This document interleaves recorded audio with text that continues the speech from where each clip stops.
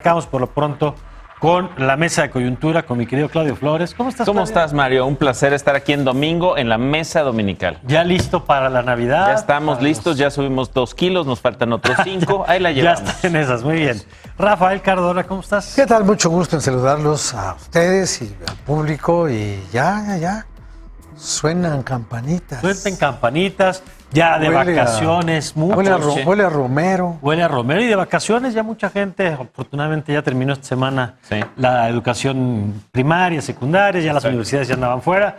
Así que bueno, pues felicidades a todos en esta semana. Y felicidades, por cierto, a quien debe estar muy contento esta semana. Sí, que es el director de la Comisión Federal de Electricidad. Hay que darle un aplauso. A quien, digamos que le llegó la Navidad un poquito adelantada, antes. los Reyes, ¿no? Cuéntenos cómo están viendo este tema en el que sorpresivamente, porque no estaba agendado, digamos, que la función pública convocara una conferencia de prensa y anuncia, pues, lo que me parece que no fue una sorpresa para nadie, que es la exoneración de Manuel Bartlett en el marco de las investigaciones por sus declaraciones patrimoniales y su patrimonio. A ver, ¿cómo lo ven? ¿Quién quiere? Pues mira, yo creo que se nos adelantó el 28 de diciembre, Rafael, ¿no? Pues el Día de los Santos Inocentes, fíjense, un jueves antes de cerrar el ciclo informativo que obviamente sucede estas 2 semanas donde las personas se concentran en la Navidad, en el fin de año, en los Reyes, con una sorpresa para los que éramos inocentes, ¿no? Porque inocentes en creer que la secretaria de la Función Pública, Irma Eréndira Sandoval,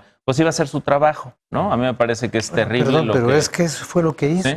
Ah, bueno, hizo su trabajo. Y, digamos, realizó su encomienda, pero convirtió a la Secretaría de la Función Pública en la Secretaría de la Impunidad en la Función Pública. A mí me parece que esto que sucedió, este perdón, esta exoneración a una de las figuras, pues que ahí están las casas, ahí están las propiedades, ahí están los hijos millonarios, ahí está la esposa o la concubina que no es su concubina, o medio era o medio no era.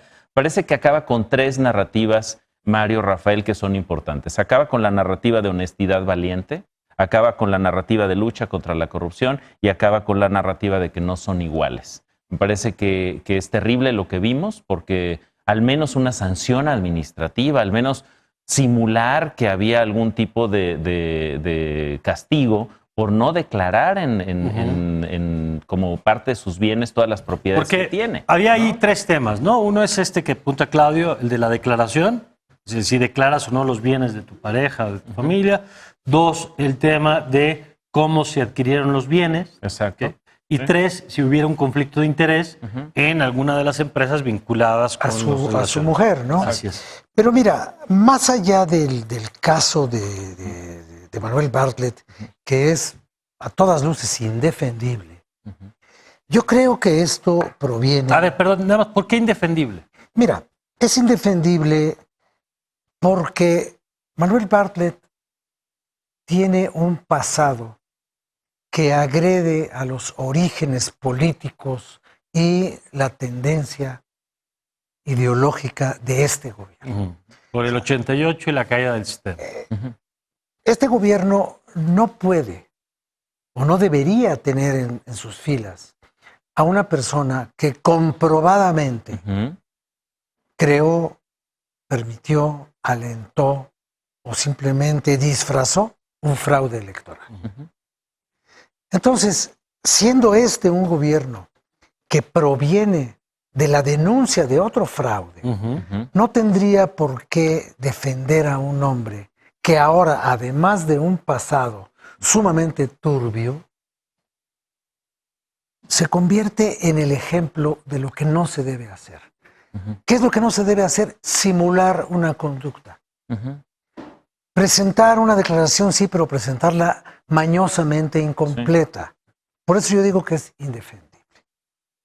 Pero además de eso, también es incomprensible que este gobierno, que se dice preocupado por la honestidad y en el servicio público, mantenga la pésima estructura institucional de la Secretaría de la Función Pública, que así como está, no sirven más que para hacer estos desfiguros, o como los de Virgilio Andrade, exactamente iguales, o los de cualquiera otro. Sí, hay que decir además que este episodio, que por cierto remitió mucho en redes justo al Virgilio Andrade y a la Casa Blanca y a la investigación de dos casos del sexenio pasado, el caso de Videgaray. Exacto, y la Casa Blanca. Y el tema de la Casa Blanca.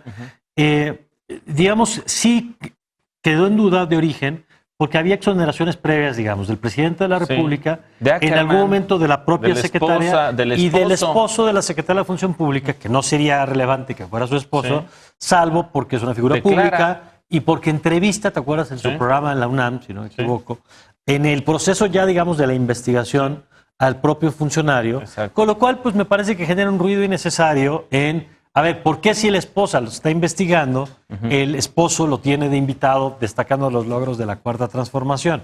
Y digamos que el punto final de ese capítulo, pues es la exoneración justamente de esta semana. Es un ridículo increíble. A mí yo no entiendo qué le debe el presidente Andrés Manuel López Obrador a Bartlett para defenderlo y ensuciarse. En esa defensa hay dos elementos que ha dicho la investigación. Uno es, nosotros investigamos exhaustivamente desde que es director de CFE. Bueno. Ese es un primer elemento. Y el segundo lo dice el presidente López Obrador en la mañanera del viernes, si no me equivoco, cuando dice, díganme qué tranzas tuvo Manuel Bartlett, y luego conecta... No se enteró de la caída del sistema, no se enteró de las casas conecta con el discurso de... mis adversarios pues quieren descalificar y por eso nos... Es que, pero el asunto institucional que es muy importante. Mira, si tú tienes una Contraloría que depende del Ejecutivo y vigila al Ejecutivo, eso no funciona. No sirve para nada. No funciona de entrada. No. Pero hay otra cosa todavía adicional. Así como ocurrió en el caso de la Comisión Nacional de los Derechos Humanos, aquí también esta investigación ya llevaba una línea, una instrucción. Por eso, cuando dice Claudio que la secretaria Sandoval no hizo su trabajo, yo digo que lo único que hizo fue su trabajo. Su trabajo es obedecer. Sí, ese es su trabajo. Cubrir al presidente y a sus funcionarios. Yo creo que este es un grave error de esta administración. Yo creo que va a pasar a la historia como un grave error. Porque yo creo que sí, porque finalmente lo que hace es ir en contra de todo lo que declaró Andrés Manuel en términos de honestidad. Es como lo que le pasó a Fox con las toallas. Pero a ver, ¿tiene costo esto para el presidente? Porque es interesante que un fenómeno que vimos a lo largo del año es que quizá la separación de la imagen del presidente con dos componentes. Uno, el partido político. Si hemos visto que baja Morena, mucho más precipitado de la intención por el presidente López Obrador. Y dos, las políticas públicas. ¿No? Si uno pregunta por políticas de seguridad, políticas económicas, es mucho más bajo la evaluación de la evaluación del presidente en sí.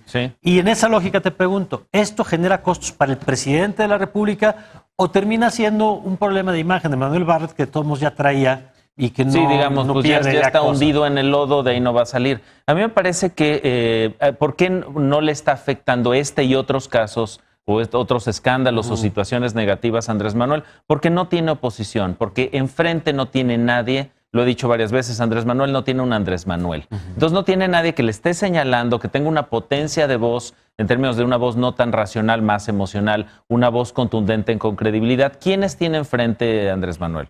Yo diría a Calderón, que perdió toda la autoridad moral con el tema de García Luna. Con el tema de García Luna, y México Libre pues quedó en un México, pues yo creo que a ver a dónde llega. Está la Coparmex con Gustavo de Hoyos, que ya por ahí vienen los ataques, ¿no? Como una voz. De repente el PRD también, Fernando Belauzarán, y digamos los con poca resonancia. Con poca resonancia.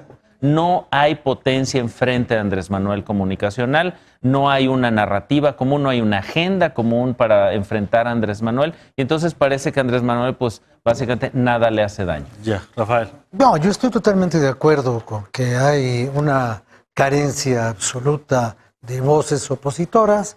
Y bueno, y aun cuando hubiera voces, las voces no producen resultados prácticos, tangibles, electoralmente poderosos.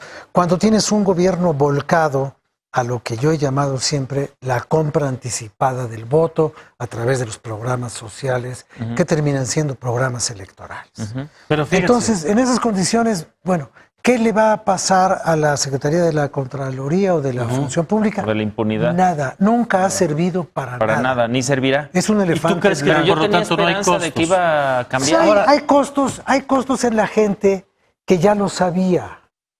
O sea, nadie va a dejar de ser devoto de San Andrés por este episodio. De acuerdo. Y lo que tú decías, que esto va a pasar a la historia, no. Yo creo que el tamañito pero como de como Virgilio Andrade, ¿cómo pasó como a la alguien a la basura de la historia? A la historieta. Ahora, déjame agregarles un tema, porque esta semana tiene varios momentos. Uno es este que estamos hablando, el caso Bartlett. Dos, los ecos del caso García Luna, que como apuntaba Claudio, golpean directamente al expresidente Calderón. Y aguas con la madeja, Mario, porque ahí ya se está... Claro, y que al presidente López Obrador le cae muy bien porque lo utiliza para descalificar las críticas a su estrategia de seguridad, muy dañada, por cierto, en la relación con los gobernadores esta semana. Sí, porque los fue a exhibir. Porque los exhibe en lugar de construir una estrategia conjunta. Pero yo pongo un tercer elemento nada más en los minutos que nos quedan.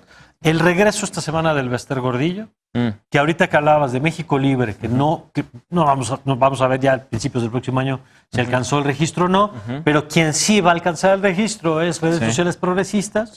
Y una vez que termina el ciclo de las asambleas, reaparece en un video, debuta en Twitter, y entonces parece que el futuro está en el pasado, ¿no? Exactamente. Es decir, que los personajes del futuro son los personajes del pasado. Bueno, hasta un video ya sacó la maestra. Y diciendo, prepárense a los maestros para los tiempos que vienen. Muchachos. Entonces, ¿cómo ven esa reaparición? Y te agrego, de cara a lo que parece ser la reconfiguración del sistema de partidos, donde viene Redes Sociales Progresistas, viene el PES resucitado, viene a lo mejor una parte de Nueva Alianza.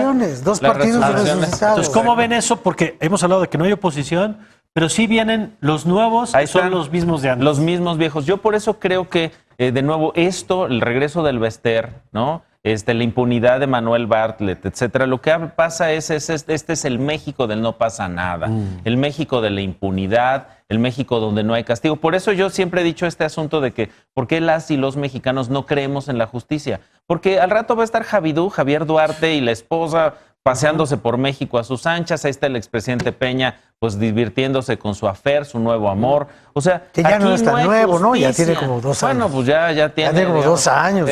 Digamos, su pero último como sea, amorío, digamos que está ¿no? tranquilo. Pero yo creo que este es un país donde parece que, independientemente de la transición política del PRI a Morena, de Peña a Andrés Manuel, seguimos garantizando la impunidad de los funcionarios que roban. Rafael, comentario final. Yo lo que veo es... yo nunca había imaginado que el presidente de la República abogara por García Luna. Sí, como en la mañanera del viernes. El viernes o el jueves, ya no recuerdo qué día fue, que dijo, bueno, pues hay que ver. ¿Cuáles tranzas? Hay que ver qué fue. Es un hombre honesto. Las de Bartlett. No, pero él dice por García Luna. Lo de García Luna. Bueno, a ver, pues tenemos que esperar a ver qué pasa, ya el juicio, tal. Que declaran, ¿no? Pero al mismo tiempo está diciendo algo muy importante.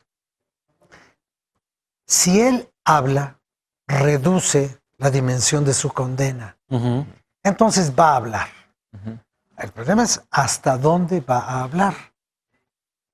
Ahora, ¿qué despachito de abogados contrató pues Rafael? Sí, va bien. De esos a mí no me alcanza, no sé en tu caso. Contrató el que puede contratar un cómico de la televisión americana. Tampoco nos vayamos a extremos de opulencia.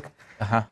Ese señor defendía a Bill Cosby. Bill Cosby era un cómico de la televisión. Pero yo creo que con suficientes recursos muy rico, para pagar. Pues sí, aquí también. Sí. Rico. Genaro García Luna trabajó en áreas de seguridad 40 y tantos años. Y pobrecito no es. Bueno, evidentemente que no lo es. Pero el problema es, tú puedes tener el mejor despacho de abogados del mundo y terminar como O.J. Simpson, Libró el juicio, pero no libró la vida. Míralo cómo acabó el pobre cuate, ¿no? Entonces, a mí me parece que esta advertencia del presidente es que si no alcanza con lo de allá, yo lo voy a usar acá. Bueno. Y esto de sacar los fondos que se retiraron de la Secretaría de Gobernación, inexplicablemente llegó hasta Osorio Chong. Osorio Chong no ha dicho ni media palabra. Y como decía un amigo mío, dice, bueno, pues en Gobernación tampoco hablaron ni Blake ni Muriño. Dicho ni media palabra, ¿no? Sí. Digo, ni sus equipos. Sí, nadie. Ni sus colaboradores. Así es. Ellos no, porque gozan la paz del sepulcro. Así es. ¿no? Bueno, pues vamos a ver qué pasa en estos días. ¿no? Gracias, Rafael. Gracias Pues a ustedes. felices fiestas, ¿no? Felicidades. Bueno, ya, Nos vemos el próximo feliz domingo. todo. Nos vemos el próximo domingo. Muchas gracias. Nosotros nos vamos a una pausa y regresamos con más. Esta es la agenda.